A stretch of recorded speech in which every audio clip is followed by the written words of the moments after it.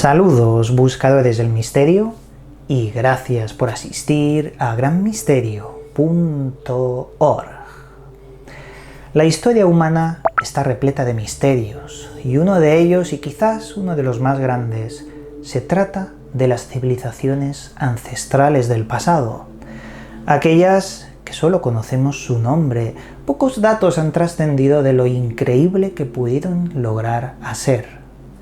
Atlántida, Rutas, Lemuria o Hiperbórea son aquellos ecos del pasado que hoy resuenan y que nos hablan de una civilización ultra avanzada a nivel tecnológico, espiritual y quizás más allá, ya que tuvieron contacto, según las crónicas, con los primeros seres que bajaron del cielo y se identificaron como dioses. Hoy vamos a hablar de Hiperbórea.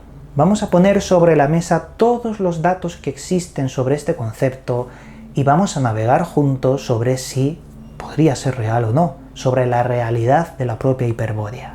Veréis, fueron los griegos quienes decían que en los límites de los vientos devoradores del norte, llamados bóreas, existía una tierra que se iluminaba por el sol durante 6 meses seguidos, y allí gobernaban hombres inmortales, tocados por los dioses. Claro, cuando habla de tierras del norte, que son iluminadas 6 meses enteros por el sol, se está situando en una región concreta superior al círculo polar ártico. Antes de hablar en profundidad sobre Hiperbórea, me gustaría mencionaros 4 puntos donde Hiperbórea empezó a ser mencionada en el pasado. La primera vez que se mencionó en las fuentes originales, en los textos, fue de la mano de Heródoto en su libro Historias de Heródoto. En este libro él mismo habla de que encontró la palabra Hiperbórea en los textos de Homero y Hesíodo. Posteriormente fue mencionado por Hecateo de Mileto en el siglo VI a.C. Este hombre hablaba de la existencia de cuevas y galerías subterráneas en el interior de los montes rifeos y que estaban custodiadas por unos extraños seres monstruosos que guardaban el oro a aquellos aventureros que se internaban en las cuevas. Seguidamente, Pomponio Mela hizo un mapa del mundo antiguo donde situaba la ciudad de Hiperbórea entre Rusia y Noruega, pero sobre la situación exacta en el mapa de Hiperbórea hay miles y miles de mapas que lo sitúan siempre por encima del Ártico, pero nunca exactamente. Después tenemos el poema de Aristeas del siglo VIII a.C., donde hablaban de Hiperbórea como un lugar oculto tras pasar las tierras de los Arismaspos. Allí, unos guardianes de estas tierras, seres de un solo ojo, impedían el acceso al norte. Una persona muy importante era Hecateo de Abdera, diferente a Hecateo de Mileto, no lo confundáis. El de Abdera escribió que los hiperbóreos tenían un magnífico centro sagrado dedicado a Apolo, y este centro tenía una forma esférica o de círculos concéntricos. Algunos con el tiempo decían que era Stonehenge en el Reino Unido, el centro de Hiperbórea, pero muchos otros dijeron que no, que eso estaba errado, eso no podía ser, como por ejemplo Diodoro. A su vez, Hecateo de Abdera recopiló todas estas historias antiguas de los hiperbóreos en un libro, que sería el libro más importante de todo el saber ancestral de Hiperbórea, y que además estaba anotado por Diodoro de Sículo.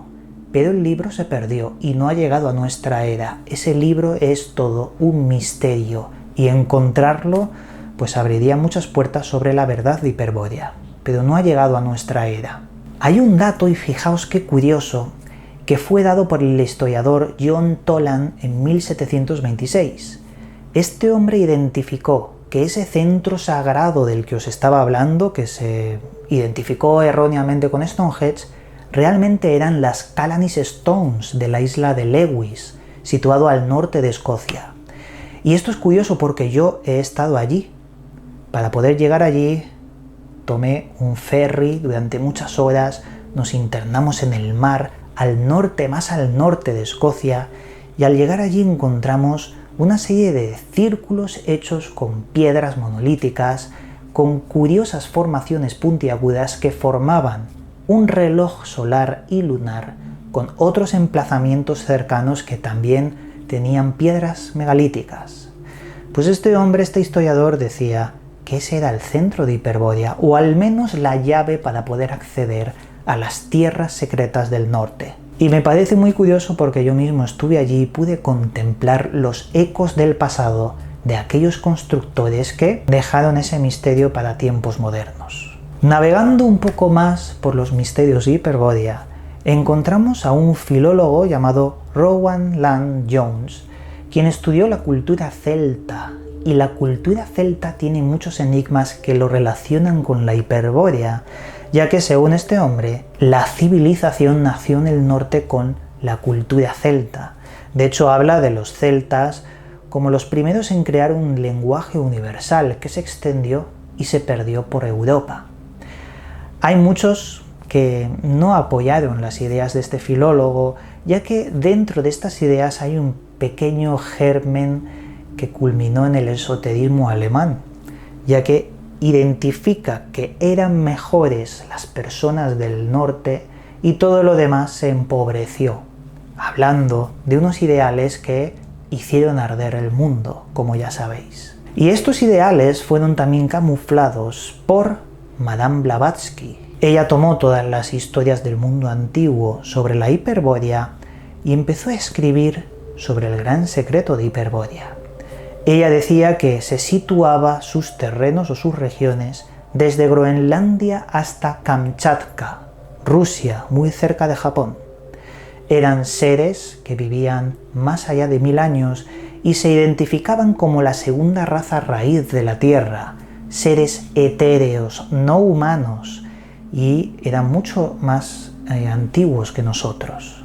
Blavatsky hablaba de que eran unos seres superiores y que estaban tremendamente avanzados, tecnológica y espiritualmente. Sus capacidades eran cercanas a esos dioses que bajaron de las estrellas y les infundieron con el conocimiento. Algo que aparece en muchas culturas antiguas, con la figura de los 7 sabios. Se ve muy reflejada en la cultura acadio-sumeria cuando habla de los 7 Apkayu, instructores del mundo que fueron a diferentes regiones para crear las civilizaciones antiguas más importantes de todos los tiempos. Según los relatos teosóficos de Blavatsky, los hiperbóreos podían dominar todas las fuerzas de la naturaleza. También hay que mencionar aquellas relaciones que hizo Robert Charroux. Este hombre, por primera vez, describió a los hiperbóreos como una antigua raza de astronautas de personas supuestamente muy grandes y de tez blanquecina, que habían elegido la zona menos cálida de la Tierra porque correspondía más estrechamente a su propio clima del planeta origen de donde procedían. Esto lo dijo Robert Charroux y parece interesante, ya que se ha relacionado los hiperbóreos como realmente los que bajaron de las estrellas antes de la creación del ser humano. Hiperbórea también está muy relacionada con la llamada Isla de Thule o la Isla Azul. En el siglo XX, con la llegada de la antigua Alemania esotérica, la parte más esotérica, la Sociedad del Sol Negro, también llamada la Sociedad Azul, buscaba por orden de Hitler los hiperbóreos y todos sus artefactos, porque ellos creían que eran reales y que podían obtener una ventaja estratégica para poder dominar el mundo. Así que dedicaron sus tiempos y esfuerzos para poder realizar expediciones al norte e intentar hallarlos. Acumularon artefactos, antiguos mapas y todo el saber ancestral sobre los hiperbóreos. Como dato adicional o realmente curioso, hubo un hombre muy estrecho a Lovecraft, era muy amigo de Howard Phillips Lovecraft, el escritor de horror cósmico, llamado Carl Aston Smith. Este hombre inició un ciclo de relatos de terror sobre Hiperbórea, y aquí hablaba de cosas realmente alucinantes. En los relatos de Carl Aston Smith sobre Hiperbórea se decía que Hiperbórea había caído hace 7000 años, antes de que los griegos pudieran haber tenido contacto con aquellos hombres. Es interesante porque siempre Lovecraft aparece en cada uno de los misterios antiguos relacionados con el pasado más remoto del ancestro común. En fin, amigos, aquí tenéis varios datos interesantísimos sobre Hiperbórea. Como veis, hay muchas leyendas, hay pocos textos y pocas pruebas reales, palpables, sólidas, pero esto no quiere decir que no exista. Algo de verdad hay para que desde los tiempos más remotos hasta ahora se siga hablando de esas tierras ocultas en el norte. Bajo mi opinión personal, creo que se ocultan bajo tierra, que esa civilización pudo haber existido, pero bajo tierra en esas galerías subterráneas de las montañas más al norte posibles. Pero bueno, es todo un misterio, como rutas Atlántida y Lemuria, por ejemplo. Como siempre, desde aquí, ahora me despido, el misterio está servido, ahora te toca a ti seguir investigando. Os mando un cálido abrazo y nos volveremos a ver en otro vídeo. Llegamos al final del programa. Puedes seguirme en mis otros 2 canales donde también subo información sobre misterios y enigmas. A su vez, también puedes seguirme en las redes sociales donde actualizo cada día su contenido. Que las estrellas guíen vuestro camino. Hasta pronto, amigos.